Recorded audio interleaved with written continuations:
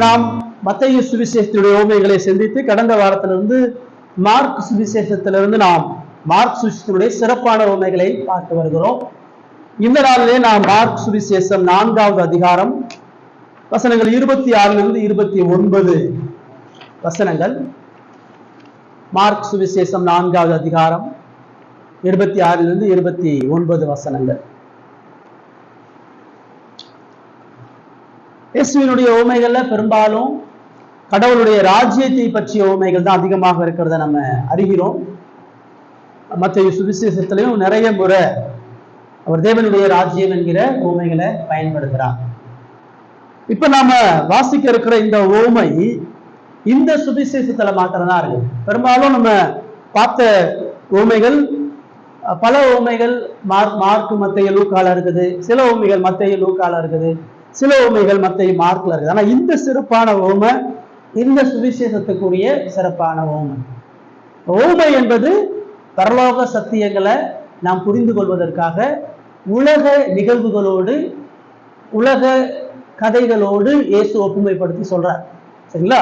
இப்ப நம்ம வாசிக்கிற அந்த ஓமையை பார்க்கும் பொழுது ரொம்ப சுருக்கமான ஒரு ஓமை நான் வாசிக்கிறேன், நீங்க கேளுங்க, நம்ம அப்புறம் அந்த வசனங்களை சிந்திக்கலாம்.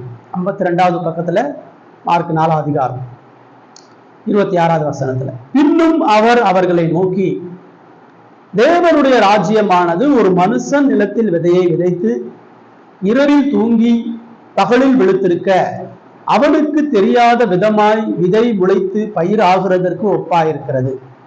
எப்படி என்றால், நிலமானது முன்பு முளையையும் பின்பு கதிரையும் கதிரிலே நிறைந்த தானியத்தையும் பலனாக தானாய் கொடுக்கும். பயிர் விளைந்து அறுப்பு காலம் வந்தவுடனே அறுக்கிறதற்கு ஆட்களை அனுப்புகிறான் என்றார்கள். ரொம்ப சின்னோண்டு ஓமை. அந்த சிறிய ஓமையா இருந்தாலும் அதுல அநேக சத்தியங்கள் இருக்குது. ஒவ்வொரு ஓமைக்கு பின்னாடி மென்மையான ரட்சிப்பின் சத்தியங்கள் இருக்கிறத பார்க்கிறோம். இந்த ஓமையின் மூலமா ஆண்டவர் என்ன சொல்றாருன்னா, ஒரு வீழ்ந்து போன பாவிய கடவுளுடைய ராஜ்யத்துல தேவன் எப்படி சேர்க்கிறார், ஒரு பாவி எப்படி நித்திய ராஜ்யத்துக்குள்ளாக பிரவேசிக்கிறான், அதான் அந்த ஓமையில அவர் சொல்றார். இதுதான் முழு வேதமே, ஆதியாகமத்திலிருந்து வெளிப்படுத்தல் வரைக்கும் இதுதான் சொல்லுது. எப்படி ஒரு பாவி கடவுளோடு இணைக்கப்பட முடியும், கடவுளுடைய ராஜ்யத்துல அவன் எப்படி செயல்பட முடியும், அதுதான் முழு வேதமும் சொல்லுது. இயேசு அந்த முழு வேத சத்தியங்களையும் ரொம்ப எளிமையா இந்த ஓமையில சொல்றார். இப்ப மார்க் 4வது அதிகாரம் பார்த்தீங்கன்னா முழுவதுமா பெரும்பாலும் அநேக ஓமைகள் இருக்கு. இப்ப இதுல முதல் ஓமை அவர் என்ன சொல்றாருன்னா, விதைக்கிறவனுடைய ஓமையை சொல்றார். நம்ம ஏற்கனவே மத்தேயு சுவிசேஷத்துல அதை நம்ம பார்த்துருக்கிறோம். முதலாவது அந்த விதைக்கிறனுடைய ஓமையின் மூலமாக ஒரு பாவி எப்படி கடவுளுடைய ராஜ்யத்துல பிரவேசிக்கிறான்னா, முதலாவது அவன் கடவுளுடைய வார்த்தையின் அடிப்படையில பிரவேசிக்கிறான். அதாவது தேவ ராஜ்யம் தேவ வார்த்தையின் அடிப்படையில கட்டப்படுகிறது. அதான் அந்த விதைக்கிறனுடைய ஓமையில சொல்றார். ரெண்டாவது அவர் 21 25 வசனத்தை பார்த்தீங்கன்னு சொன்னா, அங்க ஒரு விளக்கு தண்டு குறிச்ச ஓமையை சொல்றார். விளக்கு தண்டை யாரும் மரக்கால வைக்க மாட்டாங்கன்றார். இப்ப இந்த 2வது ஓமையின் மூலமா இயேசு சொல்றாரு, தேவ ராஜ்யம் என்பது தேவனை பற்றிய சாட்சியினால் கட்டப்படுகிறது. முதல்ல அவருடைய வார்த்தையினாலும் கட்டப்படுகிறது. 2வது அந்த வார்த்தையின் மூலமாக வெளிப்படுகிற அவரை பற்றிய சாட்சியின் மூலமா கட்டப்படுகிறது. 3வது நம்ம வாசிச்ச இந்த ஓமை. இந்த ஓமை அந்த தேவ ராஜ்யம் எப்படி வளர்கிறது, வளர்ச்சியை குறித்து சொல்றார்.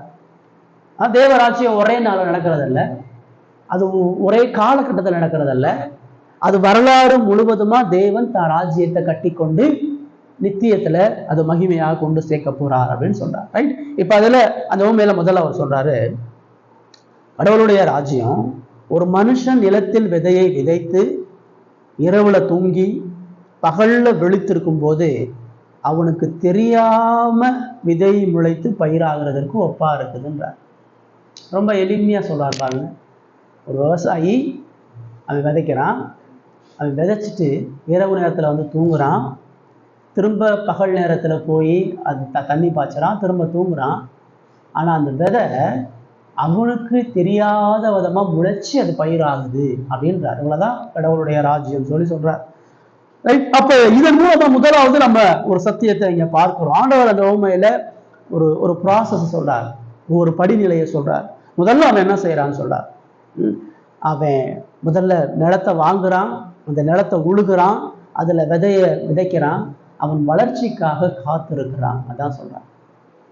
அவன் விதைய பகல்ல விதைச்சி இரவுல தூங்கி திரும்ப அது வளரும்படியாக அவன் காத்திருக்கிறான். அப்ப முதல்ல அவர் என்ன சொல்றாரு, ஒரு விவசாயி அவன் விதைய போட்டுட்டு அப்படியே எனக்கு விட்டுட்டு வந்துட மாட்டான். விதைய போட்டுட்டு 3 மாசம் கழிச்சு போய் பார்ப்போம் எப்படி வளருதுன்னு அவன் போய் செய்ய மாட்டான். அவன் என்ன செய்வான், அவன் உழைச்சி விதைய நட்டு தினந்தோறும் வயலுக்கு போவான். வயலுக்கு போய் அந்த விதை சரியான பருவத்தோட வளருதா அப்படின்னு பார்ப்பான். அதுக்கு அவன் உரம் போடுவான், அதுக்கு மருந்து அடிப்பான், அதுக்கு தண்ணி ஊற்றுவான், அதுக்கு வாய்க்காலை வெட்டி பல விஷயத்தை அவன் தொடர்ந்து செய்வான். ஆண்டவர் அதில் ஒரு விஷயத்தை அங்கே சேர்த்து சொல்றார், அவன் இரவில் தூங்கி பகலில் விழித்திருக்க அப்படின்றார். அவன் விதையை விதைச்சிட்டு 3 மாசம் அங்கேயே இருக்க மாட்டான். நைட்டு அந்த விதை வருதா இல்லையா, நைட் நேரத்தில் அந்த விதைக்கு என்ன செய்யுதுன்னு பார்த்துருக்க மாட்டான். அவன் இரவு நேரத்தில் தூங்க போயிடுவான். பகல் ஃபுல்லாக களைச்சி வேலை செய்கிறான், இரவு நேரத்தில் தூங்கிடுவான். திரும்ப அடுத்த நாள் பகலில் வந்து பார்ப்பான், திரும்ப தூங்க போகிறான், திரும்ப பார்க்குறான். அப்புறம் அந்த விதை அது என்ன செய்யுது, அது முளைத்து பயிராகக்கூடிய அளவுக்கு இருக்குது. அப்போ அவன் அனுதினமும் அதை கண்காணிக்கிறவனா இருக்கிறான். பகல் முழுவதும் அதை கண்காணிச்சு இரவு முழுவதும் அவன் தூங்கி அவன் தொடர்ந்து இந்த காரியத்தை அவன் செய்கிறான். அதாவது அந்த விதை தானியங்களை கொடுக்கிற வரைக்கும் இந்த வேலையை அவன் செய்கிறான். அவன் நிறுத்த மாட்டான். தினமும் அவன் பாதுகாக்கணும், தினமும் அதை கவனிக்கணும் அப்படின்றார். அவன் முதல் நாள் விளைச்சிட்டு அடுத்த நாளே இந்த பலனை எதிர்பார்க்க மாட்டான். அவன் முதல் நாள் விதைச்சிட்டு அடுத்த நாள் நைட்டு போய் அடியில் வளருதான்னு தோண்டி பார்க்க மாட்டான். இரவு நேரத்தில் போய் அதை தோண்டி பார்த்து உண்மையாகவே அந்த செடி வளருதா சரியா இருக்குதா அப்படின்னா அவன் அதை பார்க்கறதல்ல. அவன் நம்பிக்கையோடு பகல்ல வேலை செஞ்சு விதைச்சிட்டு இரவுல தூங்க போறான். ஒவ்வொரு விவசாயி தான் செய்யறான். இப்போ இது எதை சொல்லுது, அவன் விதைச்சாலும் அவன் தண்ணி பாய்ச்சினாலும் அந்த விதையினுடைய விளைச்சல் அவனுடைய கருத்துல கிடையாது. எல்லா நிலத்திலையும் விதைக்க முடியாது, எல்லா நிலத்துல எல்லா விதையும் போட்டாலும் வளராது. எப்படிதான் அவன் உழைச்சி எப்படிதான் அவன் தண்ணி பாய்ச்சி உரம் போட்டு வச்சாலும் அந்த விதை உயிர் கொடுத்து வளருவதற்கு கடவுள் இரக்கம் பாராட்ட வேண்டும். கடவுளுடைய செயல் இல்லாம வானத்தை நோக்கி பார்த்து தேவன் அதை விளைய செய்யும்படியா காத்திருக்கிறார். இதான் பவுல் 1 கொரிந்தியர் சொல்றாரு, நான் நட்டேன், அப்போலோ நீர் பாய்ச்சுனா விளைய செய்கிறவர் தேவன் அப்படின்றார், சுவிசேஷத்தை சொல்றார். இயேசு கடவுளுடைய ராஜ்யத்துல முதல் படியா இது இப்படிதான் செய்கிறார்.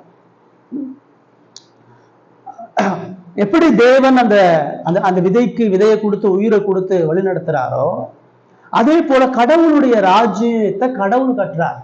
கடவுளுடைய ராஜ்யம் சடுதியா வர்றதல்ல, அது திடீரென்று உருவாகிறதல்ல. கடவுளுடைய ராஜ்யம் தொடர்ச்சியான அர்ப்பணிப்புள்ள வேலைகளினால் கட்டப்படுகிறது. 2 இருக்குது. அந்த விவசாயி விதையை வச்சுட்டு கடவுளா பார்த்துக்கட்டும்னு தூங்கிட முடியாது. அந்த விவசாயி அவன் செய்ய வேண்டிய வேலையை செய்யணும். அவன் போய் உழுகணும், தண்ணி ஊற்றணும், பார்க்கணும், எல்லாம் செய்யணும்.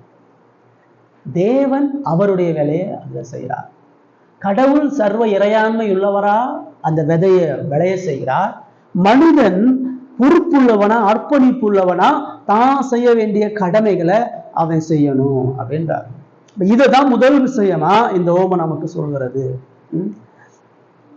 தேவன் தனது சர்வ ஏகாதிபத்தியத்துல தன்னுடைய ராஜ்யத்தை கட்டினாலும் கடவுளுடைய ஜனங்கள் அனுதினமும் செய்ய வேண்டிய கடமைகள் அவசியம்ன்றதை இயேசு இங்கே வலியுறுத்துகிறார். அந்த ராஜ்யத்தினுடைய மீட்புக்காக அந்த ஜனங்கள் ஒன்றும் செய்ய முடியாது. அந்த ஜனங்களால ஆத்தும உயிர் மீட்சி கொடுக்க முடியாது. அந்த ஜனங்களால மக்களை ரட்சிக்க முடியாது. அது தேவன் தான் செய்யறாரு. ஆனா அந்த ஜனங்கள் செய்ய வேண்டிய கடமை பொறுப்பை செய்யணும். எப்படி விவசாயி அவனுடைய அனுதின கடமை பொறுப்பை செய்யறானோ அதே போல ஒவ்வொரு கிறிஸ்தவனும் தான் தேவனுடைய ராஜ்யத்துக்கு உட்பட்டு இருக்கிறேன்னு அவன் சொல்லும் பொழுது அவன் அனுதினமும் அந்த ராஜ்யத்தில் வளர்வதற்கு பிரயாசப்பட வேண்டும். அனுதினமும் கடவுளுடைய ராஜ்யத்தை வாஞ்சிக்கணும், அனுதினமும் பரிசுத்தல வளரணும், அனுதினமும் கடவுளுக்காக செய்ய வேண்டிய ஆவிக்குரிய கடமைகளை அவன் செய்யணும். இதுதான் முதலாவது இந்த உண்மையில ஆண்டவர் எதிர்பார்க்கிறார். இயேசு கிறிஸ்துவும் இதுதான் செய்யறாரு. இயேசு தேவ ராஜ்யத்தை, பிதாவின் ராஜ்யத்தை அவர் எப்படி கற்றார்னா, அவர் அனுதினமும் உங்களுக்காக எனக்காக பிதாவினுடைய சமூகத்துல பரிந்து பேசுகிறார். அனுதினமும் ஒவ்வொரு பாவியும் ரட்சிக்கப்படும்படியாக இயேசு இந்த உலகத்துல இருக்கும் பொழுதும் பாடுபட்டால் இந்த உலகத்தை கடந்தும் அவர் தொடர்ந்து போராடுகிறவராக இருக்கிறார். இப்ப முதல்ல ஆண்டவர் இந்த உண்மையில தான் சொன்னாரு, நீ கடவுளுடைய ராஜ்யத்துல இருக்கிற மனுஷனா, நீ கடவுளுடைய ராஜ்யத்துல இருக்கிறேன்னு சொன்னா நீ அனுதினமும் அந்த ராஜ்யத்தை வாஞ்சிக்கிறவனா இருக்கணும், அனுதினமும் அந்த ராஜ்யத்துல வளருகிறவனா இருக்கணும். எப்படி அந்த விதை அது தொடர்ந்து வளர்ந்து கொண்டு இருக்கிறதோ அதே போல நீ அனுதினமும் வளரணும். எப்படி அந்த விவசாயி அனுதினமும் தண்ணி பாய்ச்சறான், அனுதினமும் அந்த விதை மேல கருசா இருக்கிறான், அனுதினமும் அந்த விதைய பாதுகாக்கக்கூடிய பொறுப்பு அவனுக்கு இருக்கு. ஒரு விசுவாசியா நீங்களும் நானும் தேவ ராஜ்யத்துல நம்ம பிரவேசிக்கணும்னா, தேவன் உங்களுடைய என்னுடைய வாழ்க்கையில அனுதின ஆவிக்குரிய கடமைகளை முதலாவது எதிர்பார்க்கிறார். அனுதினமும் விதை போன்ற கடவுளுடைய வார்த்தையை நேசிச்சு பாதுகாத்து, அனுதினமும் கடவுளுடைய வார்த்தையை தியானிச்சு, அனுதினமும் பாவத்தை எதிர்த்து போராடி, அனுதினமும் பரிசுத்தல வளரக்கூடியவர்களாக நாம் வருகிறோம். இதை செய்யாம நாம் கடவுளுடைய ராஜ்யத்தில் பிரவேசிக்க முடியாது. ஒரு மனுஷன் கடவுளுடைய ராஜ்யத்துல பிரவேசிப்பதற்கு அவன் முதலாவதாக அனுதினமும் தேவ ராஜ்யத்தை தேடி பாவத்தை வெறுத்து பரிசுத்தமாக வாழணும். இந்த போராட்டம் இல்லாத ஒருத்தன் தேவராஜ்யத்துக்கு போக முடியாது. இன்னைக்கு ஒரு கூட்டம் என்ன சொல்லுது, இந்த போராட்டம் நின்று போச்சுன்னு சொல்லுது. இந்த போராட்டத்தை இயேசு செஞ்சு முடிச்சுட்டாருன்னு சொல்லுது. இயேசு பாவியுடைய ரட்சிப்புக்கு எல்லாத்தையும் செஞ்சுட்டாரு. இயேசு பாவத்தை போக்குவதற்கான எல்லாவற்றையும் செய்து முடிச்சிட்டாரு. இனிமே உலகத்துல பாவம் இல்லைன்னு சொல்றோம். கடவுள் ரட்சிப்புக்காக எல்லாவற்றையும் செய்து முடித்தனால மனுஷன் செய்யறதுக்கு ஒண்ணுமே இல்லை. எப்பேற்பட்ட பாவையையும் கடவுள் மன்னித்து கழுவி அவனை பரலோகத்துக்கு கொண்டு போயிடுவார். பைபிள் அப்படி சொல்லவே. ரட்சிப்பு கர்த்தருடையதுதான். ஒரு பாவிய தேவன்னா பரலோகத்துக்கு கூட்டிட்டு போறார். ஆனா அந்த பாவிக்கு ஆண்டவர் பொறுப்பு கொடுக்கிறார். அந்த பாவி தேவனது வார்த்தை விசுவாசிக்க வேண்டியது அவனுடைய பொறுப்பு. தேவன் அவனுக்கு சத்தியத்தை வெளிப்படுத்தும் பொழுது கீழ்ப்படிய வேண்டியது அவனுடைய பொறுப்பு. அது மாத்திரம் இல்ல, அனுதினமும் அவன் பாவத்தை வெறுத்து போராடுகிறவனா இருக்கிறான். இயேசு பாவ தண்டனையில் தான் நம்ம கழுவி இருக்கிறார். பாவத்தினுடைய ஆக்கினை தீர்ப்பில் தான் நம்மளை மீட்டெடுத்திருக்கிறார். பாவ சுபாவத்திலிருந்து நம்மளை மீட்கல. நமக்குள்ளாக இருக்கக்கூடிய எஞ்சிய பாவத்திலிருந்து நமக்கு எந்த மீட்மையும் அவர் சம்பாதிக்க. அதனால பாவம் இருக்குது. இப்ப இயேசு சிலுவையில எல்லாமே செஞ்சு முடிச்சுட்டா நீ எதுக்கு பாவம் செஞ்சுட்டு இருக்கிற? இயேசு சிலுவையில வெற்றி சிறந்தா, இயேசு உன் பாவத்தை சுமந்து தீர்த்துட்டாருன்னா உனக்குள்ள என்ன பாவம் இருக்குது? அப்போ அந்த பாவத்தை எதுக்கு கடவுள் உனக்கு வச்சிருக்கிறா? இயேசுடைய வெற்றி நீ ஒண்ணுமே செய்யாம சும்மாருன்னு சொல்லல. இயேசுடைய வெற்றி நீயும் அவரை போல வெற்றி பெறணும்னு சொல்லுது.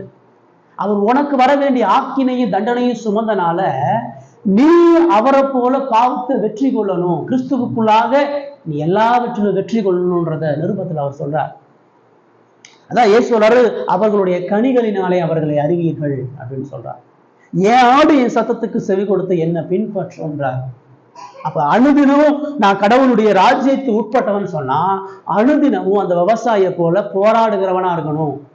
அனுதினமும் எனக்குள்ளாக மிஞ்சி இருக்கக்கூடிய பாவத்திலிருந்து நான் மீட்கப்படுகிறவனா, அந்த பாவத்தை மேற்கொள்கிறவனா, அந்த பரிசுத்தத்தை வாஞ்சிக்கிறவனா, தேவ ராஜ்யத்துல சுத்திகரிக்கப்பட்ட வளர்ச்சியை அடைகிறவனா இருக்கணும். இது செய்யறோமா? எல்லாம் கிருபை, எல்லாம் கிருபை. நீங்க நிறைய இந்த கிருபைன்ற வார்த்தை அத்தவே தெரியாம பேசுறாங்க. கிருபை எல்லாமே கிருபை தான். எல்லாமே அவர் செஞ்சு முடிச்சா, நம்ம எதையுமே செய்ய வேலை. நீ வெறுமனே வா, சும்மா வா, சும்மா இயேசு விசுவாசி. அவர் சொல்றாரு, என்னை பின்பற்றி வர விரும்புகிறோம் அனுதினமும் சிலுவையை சுமந்து கொண்டு என்னை பின்பற்றணும்ன்றார். இயேசுவை பின்பற்றக்கூடிய வாழ்க்கைன்றது தினந்தோறும் பாவத்தோட சண்டை போடுற வாழ்க்கை. அந்த விதையை அவன் விதைச்சிட்டு அவன் போய் தூங்க போய் பார்க்கறான். அந்த விதைக்கு அடியில என்ன நடக்குதுன்னு அவனுக்கு தெரியாது. அந்த விதை அந்த மண்ணுடைய சூட்டுனால தன்னைத்தானே அழிக்கும். அந்த மண்ணுடைய ஈரப்பதம், அந்த மண்ணுடைய அனல்னால அதனுடைய தோல் முதலாவது உடையும். அது விதைக்கப்பட்ட அந்த கடினத்தன்மையிலிருந்து மென்மையாக இருக்கும். அது கீழே வேர்விடும். அது கீழே ஆழமா வேர்விட்டு நாள்தோறும் உருமாறி உருமாறி வளரும். இதுதான் கடவுளுடைய ராஜ்யத்துல ஒருத்தன் இருக்கணும்ன்றார். கடவுளுடைய ராஜ்யத்துல ஒருத்தன் பாவ மன்னிப்பு பெறும் பொழுது, அவன் ஆத்மா உயிரடையும் பொழுது, அவன் தொடர்ந்து கடவுளுடைய ராஜ்யத்தை நோக்கி வளருகிறவன். அதுல முதலாவது அவன் உள்ளான இருதயத்துல பரிசுத்தமும், பாவத்தை குறிச்ச வெறுப்பும், பாவத்தை செய்யாம இருக்கிறதுல அவனுக்கு ஒரு பயமும் நடுக்கமும் ஏற்படும். இது இருக்குதா? இன்னைக்கு இதெல்லாம் சொல்றதில்ல, இதெல்லாம் மக்கள் தெரியறதில்ல. நீ சும்மாவா 4 அல்லேலூயா சொல்லு, ஒரு 5 ஆமீன் சொல்லு, வந்து நீ ஞானஸ்தானம் எடு, திருவிருந்தெடு, நீ ரட்சிக்கப்பட்டுட்ட, நீ பரலோகம் போயிரு. ஆண்டவர் அப்படி சொல்ல இந்த ஓமையில அவர் ரொம்ப தெளிவா சொல்றாரு. தேவ ராஜ்யங்கிறது அது அனுதின கடமைகளோடு போராடுகிற வாழ்க்கை. சரிங்களா? தினந்தோறும் பைபிள் வாசிக்கிறீங்களா? 1 மணி நேரம் தினந்தோறும் ஜெபம் பண்றீங்களா? தினந்தோறும் பாவத்தை வெறுக்கிறீங்களா? தினந்தோறும் பாவத்தோட சண்டை போடுற வாழ்க்கை இருக்குதா? அப்படி இருக்கிறவங்க கடவுளுடைய ராஜ்யத்துக்கு உட்பிரவேசிக்க முடியும். அந்த விதை அது போட்ட மாதிரியே இருந்துச்சுன்னு சொன்னா அது வளராது. அந்த விதை போட்ட மாதிரியே இருந்துச்சுன்னா அது மண்ணோட மண்ணா மக்கி போய் ஒண்ணு இல்லாம போயிடும். அந்த விதையை அவன் விதைக்கிறதே அது பலன் கொடுக்கணும்னு தான். அப்ப தேவ ராஜ்யத்தினுடைய சத்தியம் உங்களுக்குள்ள இருதயத்துல கடவுள் விதைக்கிறது எதுக்கு? நீ சும்மா அப்படியே நம்பி விசுவாசின்றதல்ல, அதுக்கேற்றபடி உங்க வாழ்க்கை மாறி தொடர்ந்து நீங்க அனுதினமும் போராடணும் அப்படின்றார். இந்த பாவத்துக்கு எதிரான போராட்டமும் தனது ஆத்ம நிலையை கண்காணிக்காத மனுஷன் தேவராஜ்யத்துக்கு வர முடியாது. பாவத்தை எதிர்த்து தினந்தோறும் சண்டை போடாதவன், பாவத்தோடு ஐக்கியமா இருக்கிறவன், பாவத்தை பெருசா பார்க்காதவன் கடவுளுடைய ராஜ்யத்துக்கு உட்படுகிறவனா இருக்க முடியாது. ஆண்டவர் தெளிவா அந்த ஓமையில பிரதானமா சொல்றாரு, அவன் ஆத்தும நிலையை ஆராய்ஞ்சு பார்த்து அவன் தொடர்ந்து அவனுடைய ஆவிக்குரிய வாழ்க்கையில தேவ வல்லமையினால வளர்கிறான். அந்த விதை தானே வளராது. அந்த விதைக்கு தேவன் உயிர் கொடுத்து தேவன் தனது வல்லமையை கொடுக்கும்போது அந்த விதை வளரும். அதே போல கடவுளுடைய வார்த்தையை நீங்க வாசிக்க தியானிக்க இந்த வார்த்தை உங்க பாவத்தை சுட்டி காட்டும் பொழுது நீங்க மனம் திரும்பி கடவுளுடைய ராஜ்யத்துக்கு ஏற்ற வண்ணமா வாழறதுதான் சுவிசேஷத்திலையும் நிருபங்களையும் சொல்றாரு. நீங்கள் அழைக்கப்பட்ட அழைப்புக்கு பாத்திரமா வாழ்றார். ரெண்டாவதா அந்த மேல நம்ம இன்னொரு காரியத்தை பார்க்கிறோம். மார்க் 4ஆம் அதிகாரம் 26 இருந்து 29 28வது வசனம் வாசிங்க. 28வது வசனம்.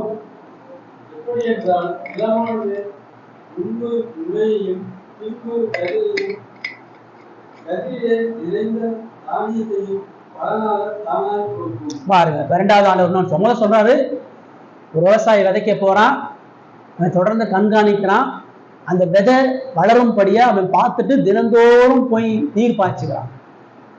தூங்குறான்னு சொன்னா அவன் பலவீனத்துல இருக்கனால அவன் தூங்குறான், அவன் மாம்சத்துல இருக்கனால அவன் தூங்குறான். சரிங்களா? அப்ப நம்முடைய வாழ்க்கையிலும் பாவத்தோடு போராடும் பொழுது சில போராட்டமும் சில பலவீனமும் இருக்கும். அவன் அப்படியே தூங்கிட்டு கிடக்கல, திரும்ப எந்திரிச்ச உடனே வேலை செய்யறான், திரும்ப சோர்வு அடைகிறான், திரும்ப தூங்குறான், திரும்ப பலன் அடைகிறான், திரும்ப வேலை செய்யறான். இப்படிதான் கிறிஸ்தவ வாழ்க்கைன்றது.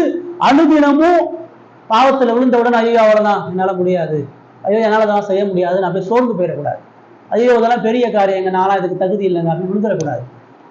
நம்ம பாவம் வரும், பலவீனம் வரும், போராட்டம் வரும். ஆனா போராடி போராடி வேலை செஞ்சுக்கிட்டே இருக்கணும். ஒரு பக்கம் பாவம் நம்மளை கடவுளுக்கு வேலை செய்யாதபடி தடை செஞ்சுட்டே இருக்கும். மறுபுறம் ஆவியானவர் நம்மளை உந்தி தள்ளி தேவனுக்கு என்று வேலை செய்யக்கூடிய காரியத்தை செய்கிறார். விசுவாசியா நம்ம பாவத்தோடு சண்டை போடும் பொழுது பலவீனமும் பாவமும் சோர்வுகள் வரும் பொழுது பலவீனப்பட்டு போயிடும். அவன் எந்திரிச்சு எப்படி அந்த விவசாயி எந்திரிச்சு வேலை செய்யறான், அதே போல தொடர்ந்து நம்ம போராடணும். 2வது அவர் அங்க சொல்றாரு, அவன் அனுதினமும் தொடர்ச்சியா அந்த விதையை கண்காணிக்கும் பொழுது அந்த விதை எப்படி முளைக்கிறது அப்படின்றார். சொல்றாரு, அந்த அந்த விதைக்கு 3 படிநிலைகளை வைக்கிறார். அந்த நிலம் முன்பு முளையையும் பின்பு கதிரையும் கதிரிலே நிறைந்த தானியத்தையும் பலனாக தானாய் கூடும். இயேசு சொல்றாரு, இயேசுடைய ஒவ்வொரு வார்த்தை நமக்கு முக்கியம், வேதத்தினுடைய ஒவ்வொரு எழுத்தும் நமக்கு முக்கியம். அப்ப அது விளைச்சா வளர்ந்துருச்சு அப்படின்னு சொல்லல, அது எப்படி வளர்ந்துச்சு, அதனுடைய படிநிலை என்ன, அது நிலத்துல இருந்து எவ்வளவு தூரம் கஷ்டப்பட்டு வெளிவருதுன்றார். சரிங்களா? அப்படி சொல்லும் பொழுது ஒவ்வொரு விதைக்கும் ஒரு காலம் உண்டு. எல்லா விதையும் ஒரே நாள்ல வளராது, ஒரே காலத்துல வளராது. சில பயிர் 3 மாசத்துல முளைக்கும், சில பயிர் 6 மாசத்துல முளைக்கும், சில பயிர் 2 மாசத்துல முளைக்கும். ஒவ்வொரு விதைகளுக்கும் ஒவ்வொரு காலம் இருக்குது. இங்க அந்த விதை அந்த காலகட்டத்துல தொடர்ச்சியாக அது வளர்ந்து பயிராகிறது அப்படின்றார். அந்த விதை போட்ட மாதிரியே இல்லை.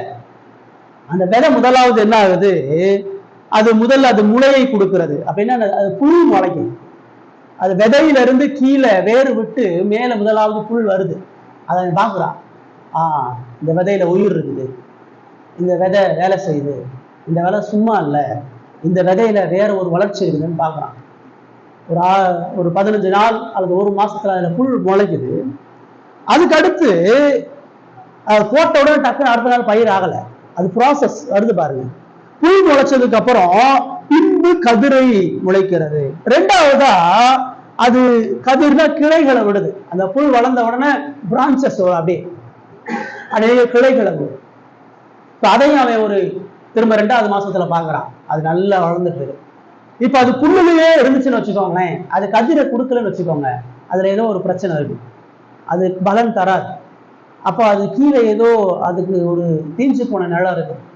அந்த விதை உண்மையான விதை இல்லை, அது ஒரு போலியா கொடுக்குற மாதிரி வளருதுன்னு அவன் நினைச்சிருவான்.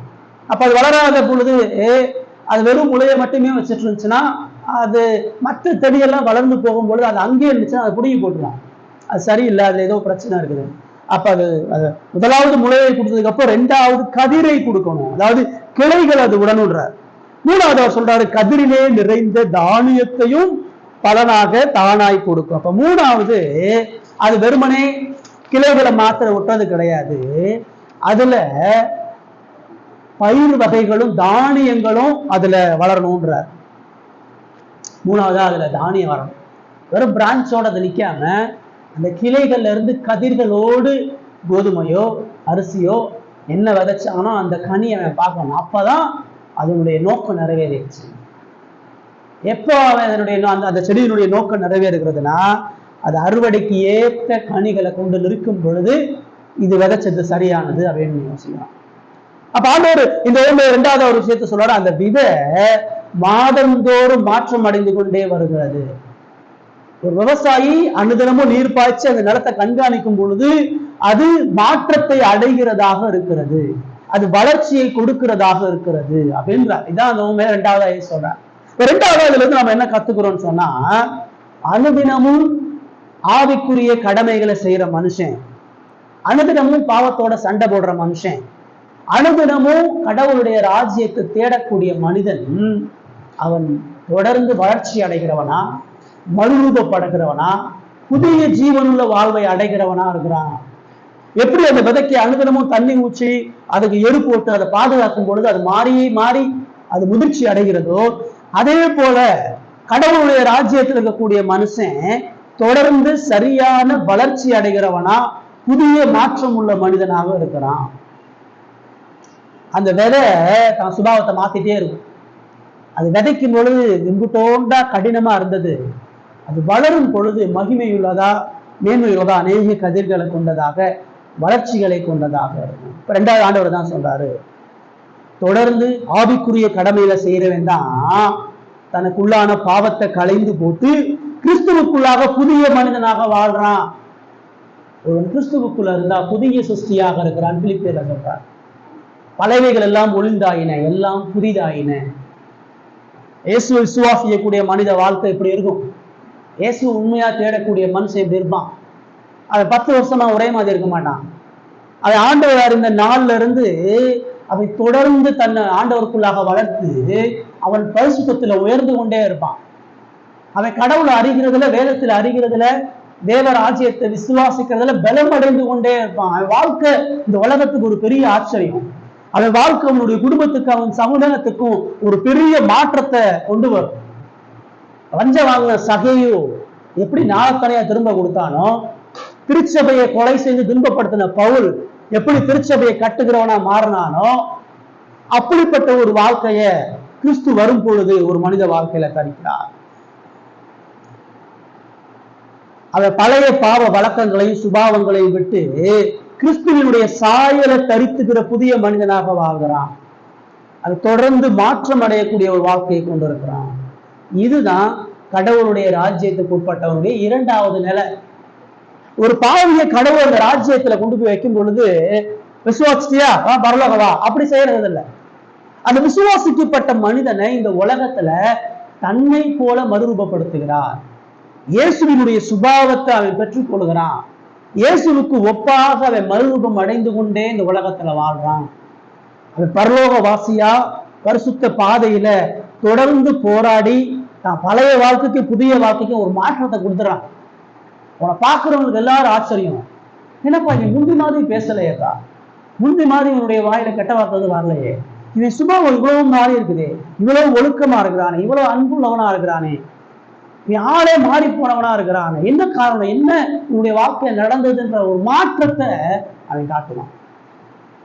இந்த மாற்றம் நமக்குள்ள இல்லைன்னு சொன்னா நம்ம கடவுளுடைய ராஜ்யத்தை விசுவாசிக்கல, அந்த ராஜ்யத்துக்கு உட்படலைன்றது அர்த்தம். தொடர்ச்சியான மாற்றம் உள்ள வாழ்க்கை யாருக்கு இருக்குதோ அவன் தான் கடவுளுடைய ராஜ்யத்துக்கு உட்பட்டவன். இயேசுதான் பண்ணார். இயேசு அந்த தேவ ராஜ்யத்தின் ராஜாவாக அவர் தன்னை மாற்றிக்கொண்டே இருக்கிறார். அவர் உலக தோற்றத்திற்கு முன்பாக படைப்பின் அதிபதியா தேவாதி தேவனா பரலோகத்துல வெற்றிருந்தார். தேவ மகிமையை தரித்திருந்தார். இந்த ராஜ்யத்தை அவர் சம்பாதிப்பதற்காக அவர் அந்த மகிமையை இழந்து அந்த தேவ மகிமையை விலக்கி வைத்துவிட்டு பாவ மாம்ச சாயலானார். உங்களை என்னையும் போல மனுஷனாகி அவர் மாற்றம் அடைந்தார். அது மாத்திரம் இல்லாம அவர் கடவுளுடைய எல்லா நியாய பிரமாணங்களையும் கை கொண்டு அதுக்கு கீழ்ப்படிந்தவரானார். அது மாத்திரமல்ல, இந்த உலகத்தில் வரக்கூடிய எல்லா பாவ மனிதர்களிடத்திலையும் அன்பு பாராட்டி இறுதி வர அவர்களிடத்துல மன்னிப்பு வழங்குறவரா இருந்தார். அது மாத்திரம் இல்ல, அவர் பரியாசங்களை அவமானங்களை சகித்து கொண்டு சிலுவையின் மரண பரியந்தம் தன் ஜீவனை ஒப்புக் கொடுப்பதற்கு ஆயத்தமா இருந்தார். இன்னைக்கு அவர் மூன்றாவது நாள் உயிர்த்தெழுந்து மகிமையான சரீரத்தோடு பிதாவினுடைய ராஜ்யத்துல நம்முடைய பிரதிநிதியாக அவர் நின்று பரிந்து பேசிக் கொண்டிருக்கிறார். மாற்றம் உள்ள வாழ்க்கை. இந்த ராஜ்யத்துக்காக இயேசு எவ்வளவு மாற்றத்தை அடைய வேண்டி இருந்தது. அவருடைய இரண்டாம் வருகையில அவருடைய மகிமைக்குள்ளாக நம்மை முழுமையாக மாற்றி அவரோடு ஒரு நித்திய வாழ்வுக்குள்ளாக பிரவேசிக்க செய்கிறார். நம்ம வணங்குகிற ஆண்டவருக்கே இந்த மாற்றமும் இந்த புதிய சாயலும் இந்த வளர்ச்சியும் அவசியமாக இருந்தது. இப்ரேயர்ல சொல்றாரு, அவர் குமாரனா இருந்தும் பட்ட பாடுகளினாலே கீழ்ப்படிதலை கற்றுக்கொண்டு மத்தியஸ்தரானார்னு சொல்லு. இப்ப நீங்கள் நானும் அவருடைய ராஜ்யத்தின் பிள்ளைகள் என்று சொல்லணும்னு சொன்னா நம்ம வாழ்க்கை இந்த மாதிரியான மாற்றத்தை வளர்ச்சியும் கொண்டிருக்குதா? இயேசுவை அறிந்த நாள் முதல், இயேசுவ ரட்சகரா ஆண்டவரா நீங்க விசுவாசித்த நாள் முதல் உங்க வாழ்க்கை மாற்றம் அடைஞ்சிருக்குதா? உங்க வாழ்க்கை பரிசுத்தல வளருதா? உங்க சுபாவம் மாற்றப்பட்டிருக்கிறதா? உங்க வாழ்க்கை உங்க குடும்பத்தையும் உங்களை சார்ந்திருக்கக்கூடிய மனிதர்களுக்கும் ஒரு ஆச்சரியத்தை கொடுக்குதா? பழைய சுபாவங்களை விட்டு விலகிறீங்களா? பழைய பாவம் உங்ககிட்ட இன்னும் தொடர்ந்து இருக்குதா? பழைய சுபாவமும் பழைய வாழ்க்கையும் பழைய கோபமும் பழைய பொறாமையும் பழைய சுபாவமும் உங்களிடத்துல இருந்தா நீங்க உண்மையாக ரட்சிக்கப்படலை. நீங்க உண்மையாவே கடவுளுடைய ராஜ்யத்துக்கு உட்பட்ட நபர் இல்லை.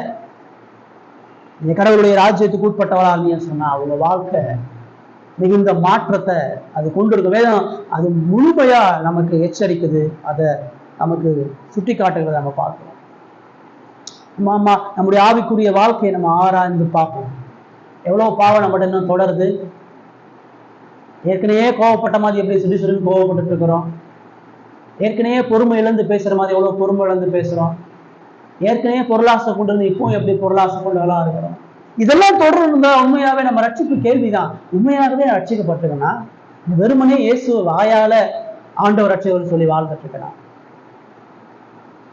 தேவ ராஜ்யத்துக்கு உட்பட்டவர்களா நாம இருக்கோம்னு சொன்னா பரிசுத்த மாற்றம் இருப்பது அவசியம். நம்மளை பார்த்து நம்ம சொல்றது இல்லை, நான் நல்லா மாறிட்டேன், நான் இப்படிலாம் செய்யறது இல்லை, ஐயோ ஆண்டவர் எனக்கு இப்படிலாம் செஞ்சுட்டார், நான் ஆண்டவருக்குள்ள அப்படி இல்லை. புறத்தியான்னு சொல்லணும், வெளியில உள்ளவனே சொல்லணும். வெளியில உள்ளவர்கள் ஆச்சரியப்பட்டு சொல்லணும். இயேசுடைய வாழ்க்கையை பார்த்து எல்லாம் பிரமிச்சாங்க. எப்பா இவன் யோசேப்புடைய மகன் இல்லையா, இவன் தச்சனுடைய, இவனுக்கு எப்படிப்பா இவ்வளவு ஞானம் வந்துச்சு, இவன் எப்படிப்பா இவ்வளவு வல்லமையா பிரசங்கம் பண்றான், இப்படிப்பா பாவம் இல்லாம பரிசுத்த நபரா இருக்கிறான், இவனுக்குள்ள எப்படி கடவுளுடைய வல்லமை இவ்வளவு வெளிப்படும், யார் இந்த இயேசு அப்படின்னு எல்லாரும் கேட்டாங்க. அது அந்த மாதிரி நம்மளை பார்த்து கேட்பாங்களா? எந்த மாற்றத்தை கொண்டிருக்கிறோம்? சும்மா வெறுமனே ஆராதனையில போய் அதில் பாட்டை பாடி பைபிளை வாசிச்சு ஆசீர்வாதத்தை பெற்று வந்த கிறிஸ்துவ வாழ்க்கை.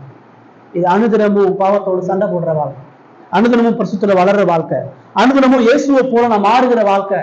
நான் பேசும் பொழுது, சிந்திக்கும் பொழுது, நடக்கும் பொழுது நான் பார்க்கறத இயேசு பார்ப்பாரா? நான் கேட்கிறத இயேசு கேட்பாரா?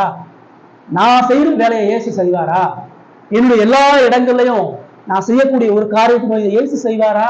அப்படிதான் ஒரு விசுவாசி இருப்பான். இயேசுவை தன்னிடத்துல இருந்து மக்களை காட்டுறவனா இருப்பான். அப்படி நம்ம இருக்கிறோமா? அதெல்லாம் இல்லைன்னு சொன்ன ஆண்டவரே என் வாழ்க்கை சரியில்லை, என் பழைய பாவம் இன்னும் தொடருது, என் வாழ்க்கையில பரிசுத்த வளர்ச்சி இல்லை, என் வாழ்க்கையில உண்மையான தேவ பயம் இல்லை, இயேசுவை போல சுபாவம் என்கிட்ட இல்லாம இருக்குது, என்னை மாத்துங்க ஆண்டவரை. நான் ஆண்டவர்கிட்ட போய் பாவத்தை அறிக்கிட்டு மனம் திரும்பும் பொழுது ஆண்டவர் மன்னித்து அவனை பரிசுத்தப்படுத்துறார். மூணாவதா இறுதியா இந்த ஓமம் நமக்கு சொல்லுது, 29 வாசனம்.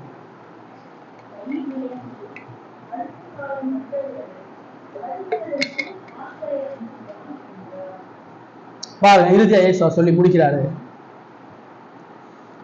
அது வளர்ந்து கதிரையும் தானியத்தையும் கொடுத்து பெருசா இருக்கும் பொழுது அது அறுவடைக்கு வந்துருச்சு. இதுக்குதான் அவன் விதைக்கிறான். ஒரு விவசாயி ஒரு விதையை எதுக்கு விதைக்கிறான்? அறுவடை செய்யணுன்ற காண்டி விதைக்கிறான். அது வளர்ந்து முடிச்சு அது அறுவடையில் தான் களஞ்சியத்துல வந்து சேர்க்கணும். அவனுடைய உழைப்பு, அவனுடைய அர்ப்பணிப்பு எல்லாம் அந்த விதை பலன் கொடுத்து அதை மேன்மையான ஒரு இடத்துல கொண்டு வந்து சேர்க்கணும்னா அவன் விளைக்கிறான். இப்போ அதாவது அதை விதைச்சு இந்த செடி வளர்ந்து திடீர்னு ஒரு புயல் அடிச்சு ஒரு வெள்ளம் வந்து அந்த செடியெல்லாம் அழிஞ்சு போனா அவனுடைய நிலை எப்படி இருக்கும்? அவ்வளோ பிரயாசப்பட்டு அவ்வளோ கண்விழிப்புப்பட்டு கடைசியில் அதெல்லாம் அழிஞ்சு போனா எவ்வளோ துக்கப்படும், அவனுடைய வலி எவ்வளோ பெருசா இருக்கும். நிறைய புயல்கள்ல நிலங்கள் பாதிக்கப்படும் விவசாயிகள் எல்லாம் உட்காந்து அழுகுறத நம்ம பார்க்கிறோம். ஆனா இந்த இடத்துல அது தெளிவா சொல்லுது, அது விளைந்து அறுப்பு காலம் வரைக்கும் அது வந்து நிக்குது, அது முதிர்ச்சியா வந்து நிக்குது, அது ஃபுல்ஃபில்டா வந்து நிக்குது, அது பழகி பெருகி அப்படியே அது அறுக்குவதற்கு வந்து நிக்குது. அதை பார்த்த உடனே அவனுக்கு எவ்வளவு சந்தோஷம். அந்த அறுப்பு காலத்துக்கு அந்த நிலம் வந்து உடனே அவனுடைய எல்லா போராட்டமும் அவனுடைய எல்லா அர்ப்பணிப்பும் ஒரு முடிவுக்குள்ளாகல. ஒரு நாள் உழைச்ச உழைப்பு வீண் போகலை, இவ்வளவு நாள் கண் விழிப்பு வீண் போகலை, இவ்வளவு நாள் அனுதினமும் போராடின போராட்டம் வீண் போகலை, இவ்வளவு நாள் தொடர்ந்து அதை பாதுகாத்தது ஒரு பொழுதும் வீண் போகல. அவனுடைய நம்பிக்கையும் அவனுடைய விசுவாசமும் அந்த தோத்து போராடுறதை பார்க்கிறோம். அந்த விதையினுடைய போராட்டமும் வளர்ச்சி முடிவுக்குள்ளாக வருகிறது. அந்த விதை தினந்தோறும் போராடி போராடி வளர்ந்து இப்ப அந்த விதை பூரணப்படுத்தப்படுகிறத நம்ம பார்க்கிறோம். ஆரம்பத்துல பலனற்ற காணப்பட்ட அந்த விதை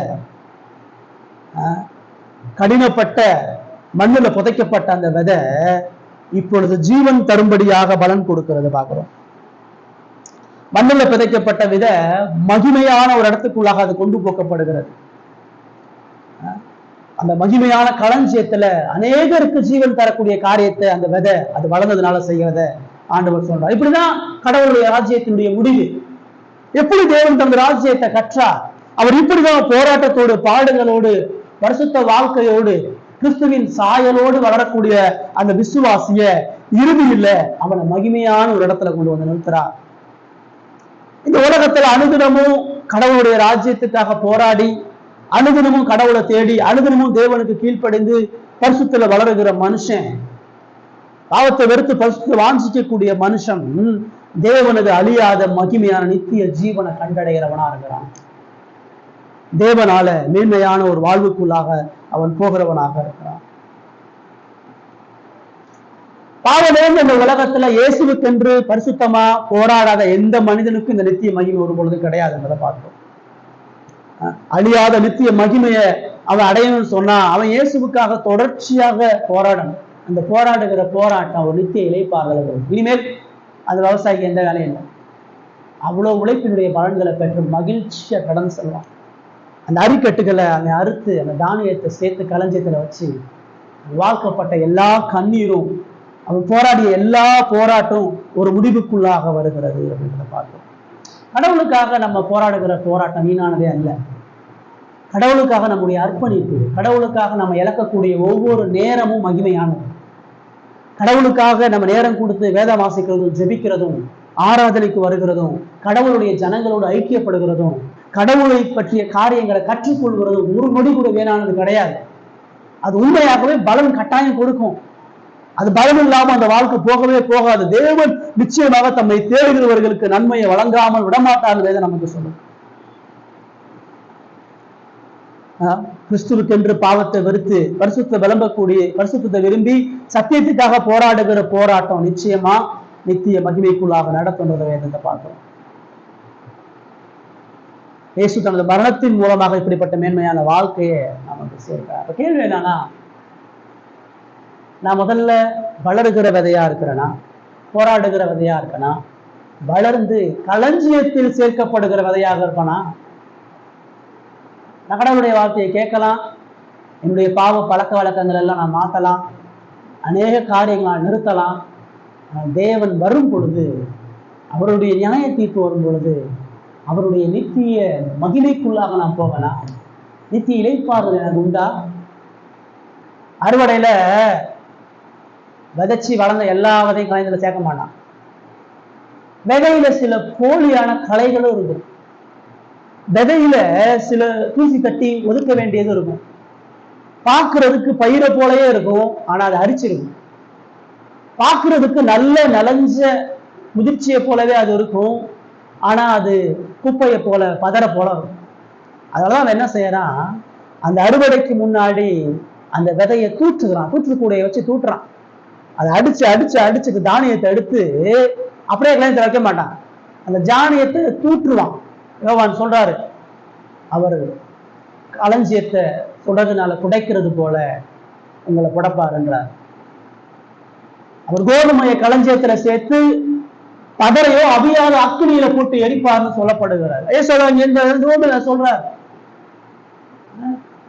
நல்ல வித களஞ்சியத்துல சேர்க்கப்படும், பதர் அவியாத அக்கினியினால கொண்டு போய் வைக்கப்படும்ன்றத சொல்றார்.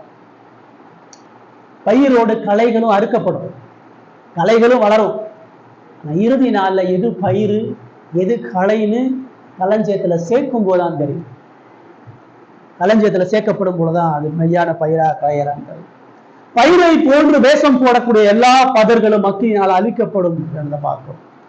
மெய்யான பலனுள்ள விதைகள் பயிர்கள் மாத்திரம்தான் களஞ்சியத்துல சேர்க்கப்படும். கேள்வி என்னன்னா, நீ பயிரா களையா, நீ தானியமா பதரா? உண்மையான பயிர் அது அனுதினமும் போராடி அது பரிசுத்தத்துல வளர்ந்து அது மெய்யான கனிகளை கொடுத்தா மட்டும்தான் அது களஞ்சியத்துல சேர்க்கப்படும். ஒருவேளை அப்படிப்பட்ட நம்பிக்கை நமக்கு இல்லைன்னு சொன்னா, நம்ம உண்மையாவே கதற போல இல்லைன்னு சொன்னா, நம்ம கடவுள்கிட்ட மனம் திரும்பணும். ஆண்டவரே, நான் விதையோட சேர்ந்து இருக்கிற பதற போல வேஷம் போட்டுட்டு இருக்கிறேன், நான் கடவுளுக்குள்ளாக இருக்கிறேன்னு சொல்லி ஒரு மாய்மாலமா வாழ்ந்துட்டு இருக்கிறேன், நான் உங்களுடைய பேரை சொல்லி உம்மால நான் ரட்சிக்கப்பட்டேன்னு சொல்லி உம்மால ஞானஸ்தானம் பெற்று உம்மாலே சபையில இணைந்து நான் இந்த போராட்டத்தை போராடாத இயேசுவினுடைய அச்ச அடையாளங்களை காட்ட முடியாத ஒரு பாவியா இருக்கேன். ஆண்டவரே, எனக்கு மனம் திரும்புதலை கொடுங்க. ஆண்டவரே, என்னை உண்மையான பயிரை கொடுக்கக்கூடிய விதையா என்னை மாத்துங்க. நீர் விரும்பக்கூடிய நேசிக்கக்கூடிய கனியுள்ள ஒரு வாழ்க்கையை எனக்கு கொடுங்க. உமக்கென்று சாட்சியாக வாழக்கூடிய பலனை எனக்கு கொடுங்க. நாம நித்திய ஜீவனை பெறுவதற்காக தான் அவர் தனது ஜீவனை விட்டார். நாம நித்திய மையக்குள்ள பிரவேசிக்கும்படியாதான் அவர் பாடுகளையும் அவமானங்களையும் சந்தித்தார்ன்றதை பார்க்கிறோம். இப்படிப்பட்ட கிறிஸ்துவினுடைய மகிமையான ராஜ்யத்தின் பிள்ளைகளா நாம் இருக்கணும்னு சொன்னா, நித்திய இளைப்பாறுதல் என்கிற நம்பிக்கை நமக்கு வேணும்னு சொன்னா, முதல்ல போராட்டம் இருக்கணும். அனுதினமும் போராடாம பரிசுத்தத்துல வளராம கிறிஸ்துவ போல வாழ்க்கையை வாழாம எந்த ஒரு மனிதனையும் தேவன் நமது ராஜ்யத்துல சேர்ப்பதில்லை. அவர்கள் நம்ம சபையை எபேசியர் 5 பார்க்கிறோம், அவர் கரை திரை முதலானவைகள் அற்றி பரிசுத்த சபையாக ஏத்துக்கிறார். மனவாட்டியான சபையை தன்னுக்கு ஏற்ற மனவாட்டியா மாத்துறார். அவர் பரிசுத்தமா இருக்கிறது போல, அவர் அன்பா இருக்கிறது போல, அவர் மகிமையா இருக்கிறது போல நம்மள மகிமையா மாற்றி தான் ராஜ்யத்துல சேர்க்கிறார். அதுவே இந்த உலகத்துல நம்ம பாவத்தோடையும் உலக பாரம்பரியங்களோடையும் அசத்தியங்களோடையும் உண்மையற்ற காரியங்களோடையும் போராட வேண்டியதாக இருக்குது. இயேசு அப்படி போராடினாலதான் சிலுவையில மரிச்சார்.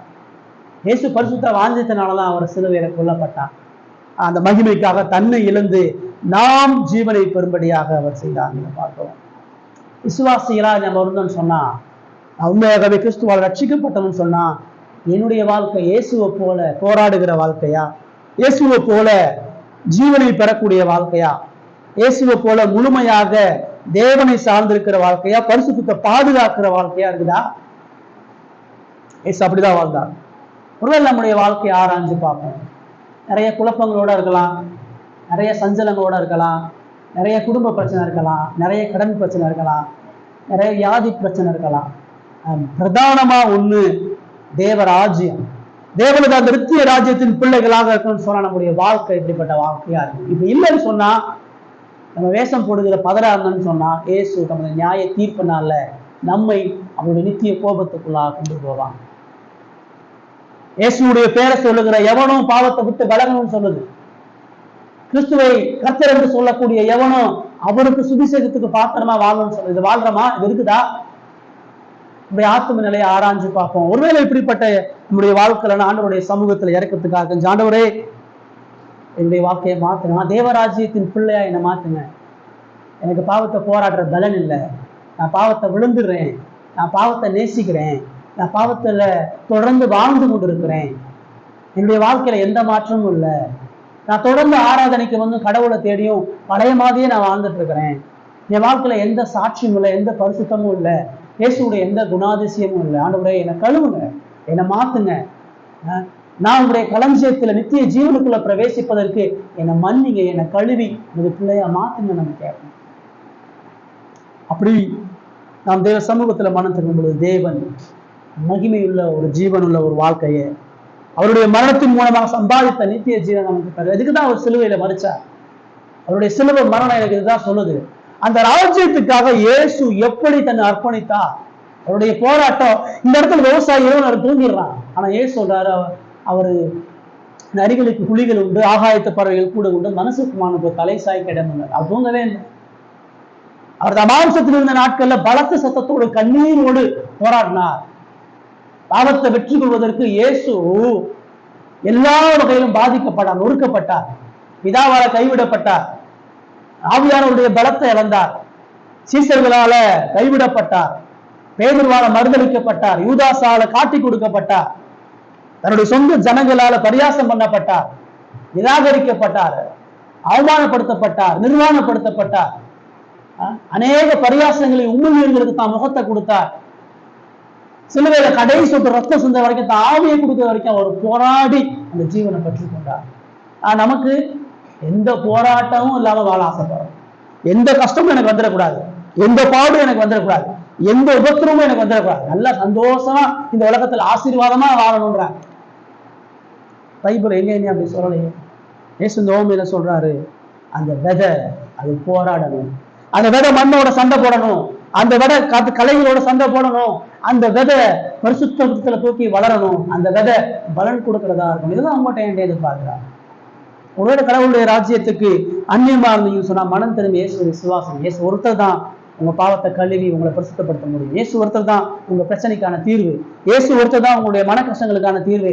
இயேசு ஒருத்தர் தான் உங்களுடைய எல்லா மகிழ்ச்சிக்கும் சந்தோஷத்துக்கும் காரணம். அந்த இயேசு விசுவாசிகளா வாழ்க்கையை பரிசோதிப்போம். அனுதின ஜபம் இருக்குதா, அனுதின வேத வாசிப்பு இருக்குதா, அனுதின பாவத்தை எடுத்து போராடுறோமா, பரிசுத்தல வளர்றோமா, வாழ்க்கையில எவ்வளவு மாற்றத்தை கொடுக்குறோம், எவ்வளவு கிறிஸ்துவனுடைய சாயல் நம்ம பெற்றிருக்கோன்றதை ஆராய்ந்து பார்த்து நித்திய ஜீவனுக்கு பாத்திரமா வாழ்வோம். கர்த்தர் இந்த வசனங்களை ஆசீர்வதிப்பாராக.